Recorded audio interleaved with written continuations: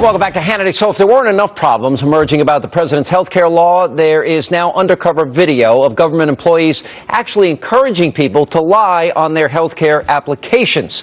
That's right. The conservative group known as Project Veritas captured the following hidden camera footage of the so-called Obamacare navigators who were on duty at a National Urban League site in Texas. Watch this. They have, I don't know where it said something about if you smoke or something like that. But I really don't smoke. I may lie because your premiums will be higher. Okay. Lie. I always lie, man. Okay. The other stuff I do is like barber, or I'll go and clean houses and things like that, just to get extra money on the side. But I never filed that type of stuff on my about my taxes. How long are you supposed to file a percentage of it? A percent. Yeah, but you're making money on a cash basis. Okay. Don't get yourself in trouble by declaring it now. Exactly. Yeah, it didn't happen. Yeah. Pretty unbelievable. Here with reaction from concerned vets for Americans. Pete Hegseth is back with us. Former Obama and Pelosi advisor Ellen Qualls is with us. Ellen, we learned in the process here that the navigators, there was no background check. Is that a wise thing to do?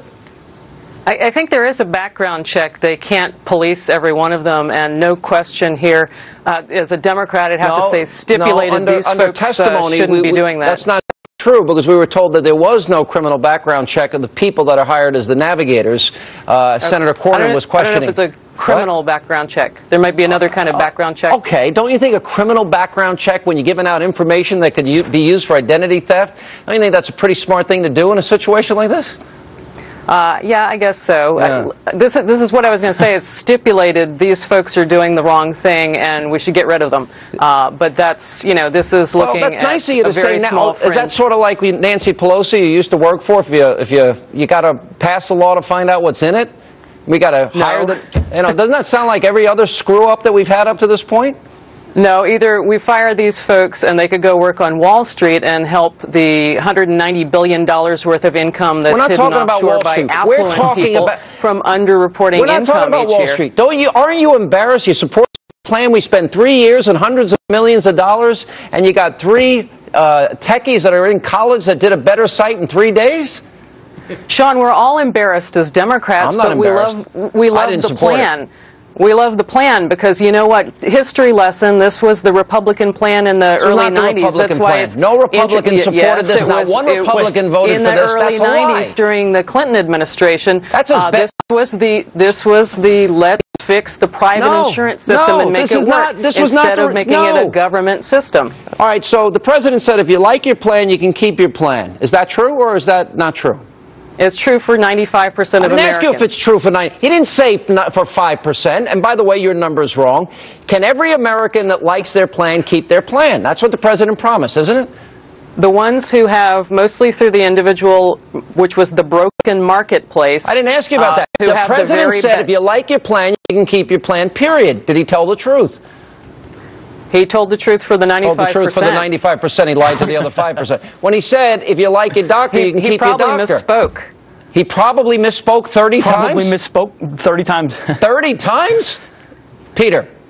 Sean, this is what do you expect when you outsource implementation to, frankly, left-wing organizations, community organizers that were given $67 million and 50,000 employees to implement Obamacare and these are groups working with Battleground Texas, working with Acorn, working with openly Obama allied groups to enroll people with very little scrutiny.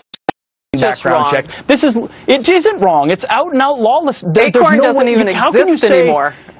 Oh, there's many affiliates of Acorn still out there, and James O'Keefe, thankfully, is going to expose what they're doing as well. James O'Keefe is somebody who even Glenn Beck has discredited for editing videotape. You heard it right there. You heard people on the tape. Is that videotape lying? You saying the tape was lying? I don't know, because he has a huge history of editing let me ask you this question, because you're telling something that's not true, too. You're talking about 5%. We know in the government register that they knew in July of 2010 that 65% of small businesses would be funneled into the government system, the majority of individual accounts would be funneled into the government system, and 45% of big business. So you're saying 5%, and we've had analysts... What are you even talking about when you say the government system, Let me finish. Sean? We've had analysts and experts on this show say it's closer to 100 million Americans. We know it's millions, and it will be tens of millions of Americans that lose their plan. Why do you defend what was the key promise here by the president, that if you like it, you can keep it? I want to know why. Because 4 out of 5 Americans already had health insurance that would meet the threshold of being decent care. What about every American that is getting a cancellation letter? What do you say to them when their president told them something that's not true? Well, you know, there was the poster woman for this a couple weeks ago when the story first started being reported, who, you know, came out and said, I got this letter, you know, I'm going to lose my plan. And when she found out the better plan she could get with the subsidy and how she could afford it, she wanted the new plan. Peter, the government knows best. The government knows how to raise our kids. They know what we should pick for our health care plan. They know everything. It's private insurance, Sean. But you decide. Why do I have... No, but you can't keep your plan. That's exactly right. It's the technocrats that want to decide what plans I must have. I don't get to choose. My plan's not good enough, so I get rid of it. The president said you get to keep your plan, period. Not hedge, not hem, not 10%, not 5%. He said period. And we said that he knew people were going to be kicked off the plans they like and they want and be forced to purchase something else. That is a lie, and we need to call it what it is. All right, I got one last question for you, Ellen. President Clinton, I'm sure you love President Clinton, right? I do. He said that the president ought to keep his promise. Do you agree with President Clinton? I don't. You don't? Because so you're what all that for would the be president doing, breaking his word? Well, and what Senator Johnson's bill would do is basically force people to stay in really bad plans that would bankrupt them if they ever got sick. Why do you think people wait a minute, they would choose to stay there? Why do you think the arrogance of you people on the left that you think you know better? If people want their plan, who are you to tell them that they ought to go to a better plan that costs them more money? That's right. Who are you? Why do you get to decide that? Why does the government get to decide that? Why, aren't you pro-choice? Apparently not. You got me there, Sean. Checkmate. Coming up next, irrefutable.